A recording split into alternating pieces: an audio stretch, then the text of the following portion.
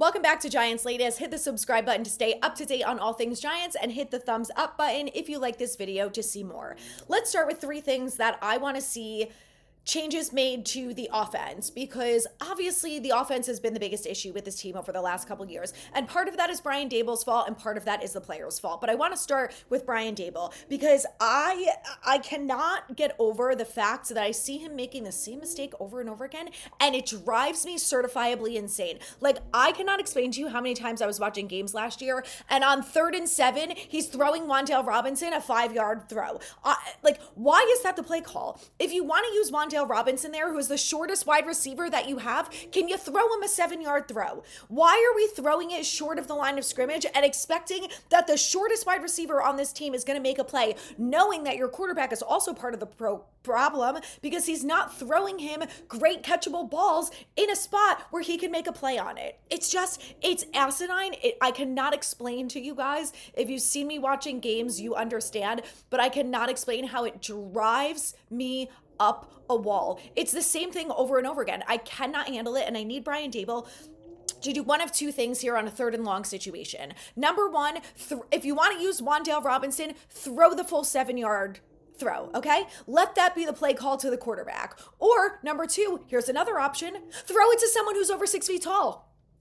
Why would you not throw it to Theo Johnson, who's 6'5", 6'6", a massive target for whoever the quarterback is? You want to throw him a 5-yard throw when you have 7 yards to go? Let him make a play on the ball, okay? The man is over 6'6". He can make the catch. I need to see those changes from Brian Daboll this year, or I'm very clearly going to lose my mind again. And it's not, obviously, I am not some offensive guru, okay?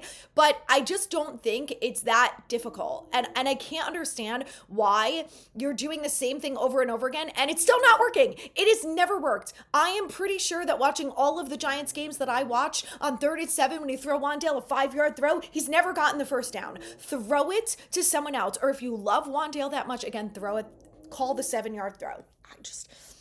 I can't handle that. The last thing that he needs to do in order to really change this offense, in my opinion, is discipline the entire football team. The amount of players on the team throughout the entire season who would have the same penalty called on them over and over is inexcusable. It shows to me that every single player on this team is undisciplined. And that is something that Brian Daboll needs to improve. Because if you're going to throw tablets at your quarterbacks and throw them under the bus after they threw an interception and talk about how that's unacceptable and all of these other things, and he is said that he is very tough on the quarterbacks, you need to be tough on everyone else. I understand that the quarterback is the hardest position to play in football. I'm never going to deny that. The offense runs through them, okay? That is true.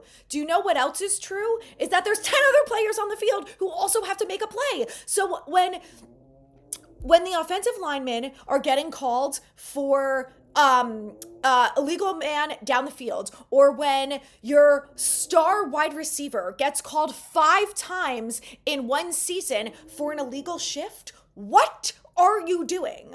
You need to coach all the players the same. And those few things are going to make a drastic change for this offense, okay? This offense is not good enough, and it certainly wasn't good enough last year, to make up for the fact that all the awful penalties that they got.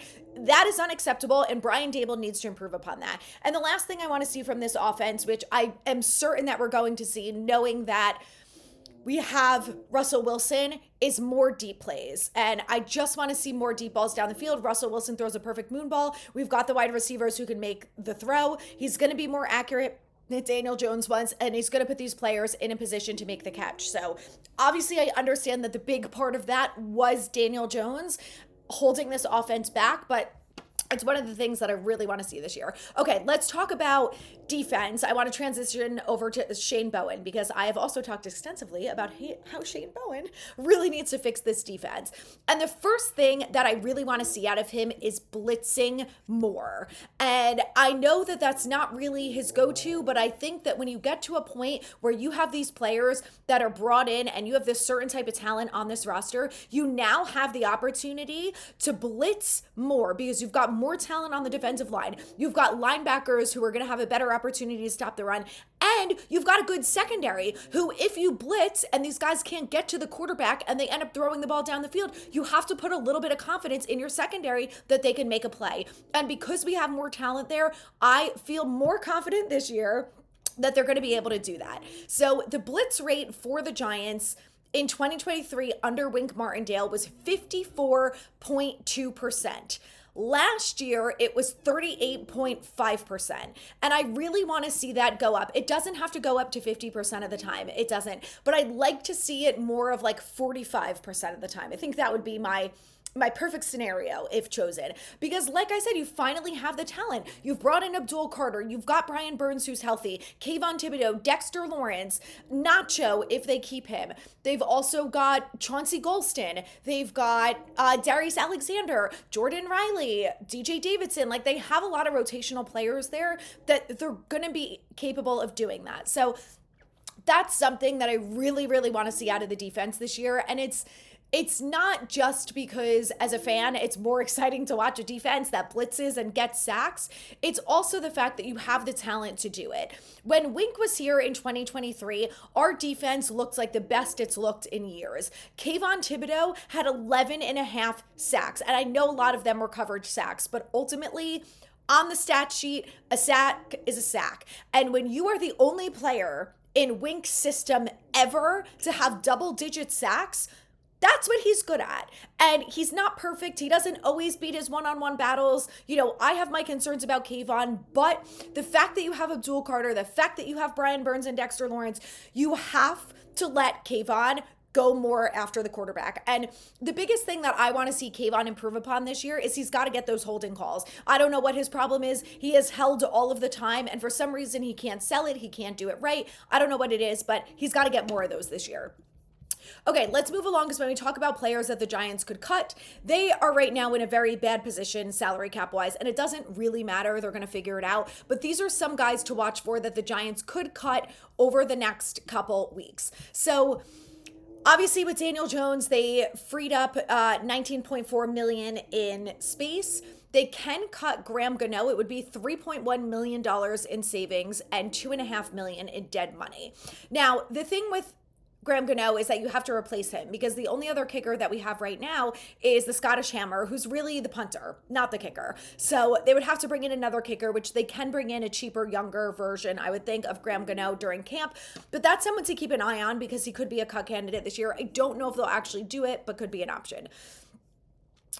Bobby Okereke, they would save $3.5 million and $10.9 million on dead money. If I am the Giants, in no way, shape, or form am I getting rid of Bobby O. He is one of the best linebackers on the team, and this is another thing that really pissed me off about Shane Bowen too.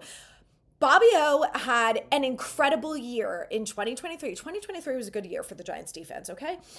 It was when they had the most amount of takeovers, the most amount of sacks. Like, Wink, for all of his issues, was a good defensive coordinator with that group of talent.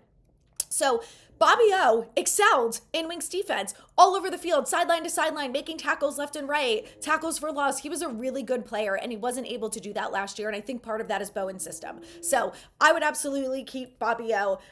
Jermaine Illuminor is on this list. I'm not going anywhere near cutting Jermaine Illuminor. That would be insane. He is going to be the starting right tackle.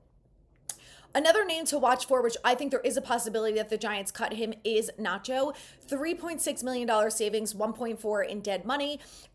Because the Giants went after Darius Alexander at 65, because they have Jordan Riley and Chauncey Golston and DJ Davidson. Like, they do have a little bit of depth at defensive tackle. It's not amazing by any means, but if they could save that much money by saving Nacho, I could see them bringing in some other guys in the summer, during camp, things like that, post-June 1st cuts. They could be a little bit cheaper.